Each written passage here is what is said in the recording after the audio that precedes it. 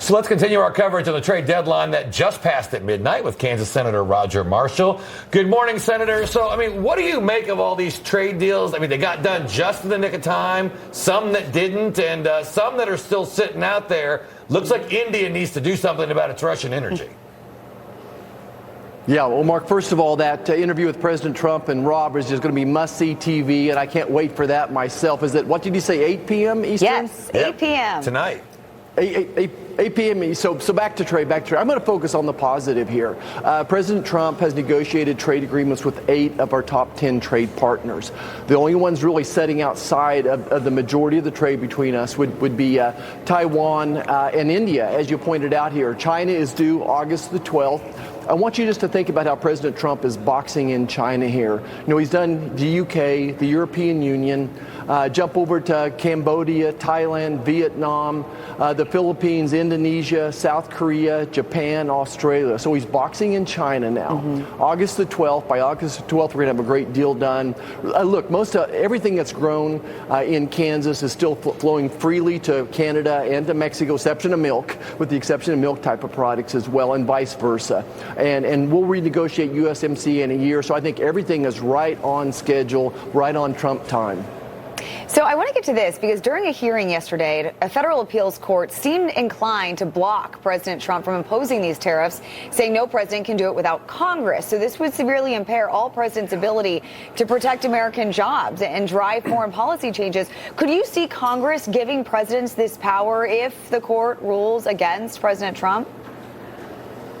Well, first of all, these lower courts are way out of bounds. They're going way beyond their jurisdiction. I think the Supreme Court has said that over and over again. They'll have to appeal this. It's too bad they're slowing up the Trump agenda, right? That's what these courts are doing. They're slowing the Trump agenda, slowing the will of the 78 million people who elected President Trump. Look, certainly the talks, I'm on the subcommittee on trade, on the finance committee, working with our chairman Crapo and the subcommittee chairman, Senator Cornyn as well, some type of a trade agreements with these countries to make them long-lasting. What's going to happen when President Trump is done here in 3 years? Yeah. So we need to put some teeth to these agreements as well.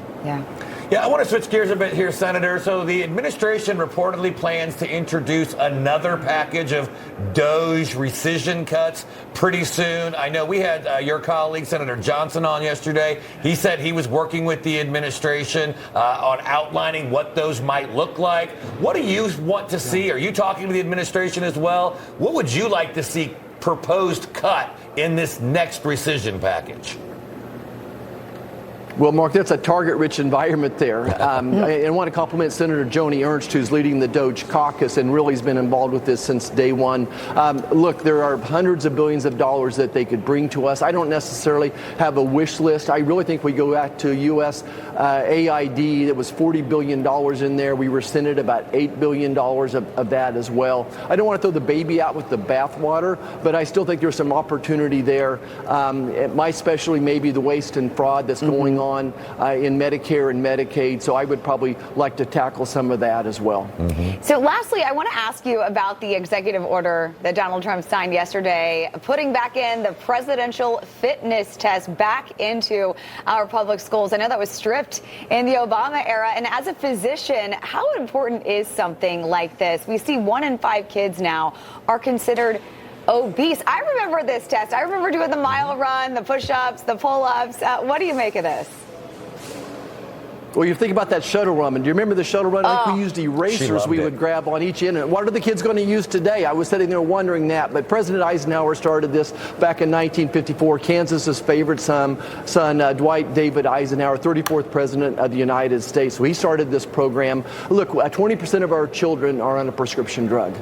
40% of them have some type of chronic illness. Leading the way is obesity, prediabetes, and a mental health condition. Look, as a physician, I'm telling you the prescription for that is a healthy, nutritious diet that includes whole milk, throw away the processed food, and then activity, some type of activity. This will give the kids something to shoot for. I know that my children, when they still had this going on, when we were children, it gave us a goal to shoot for. It was called competition. That's what America is bred upon. That's the secret to our capitalism. them is more competition. So I couldn't be happier. I think it's another step in the right direction. Throw away the social media, what the kids on their phones, throw that away, get outside, go fishing, go hunting. Let's all prepare together. Matter of fact, I may introduce some type of a physical fitness challenge for Congress up here. Oh, I like it. I love the idea I think of that. the only thing that's healthy about this generation of kids is their thumbs.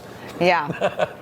Yes. All right. Senator, great to have you with us on this Friday. Thank you so much.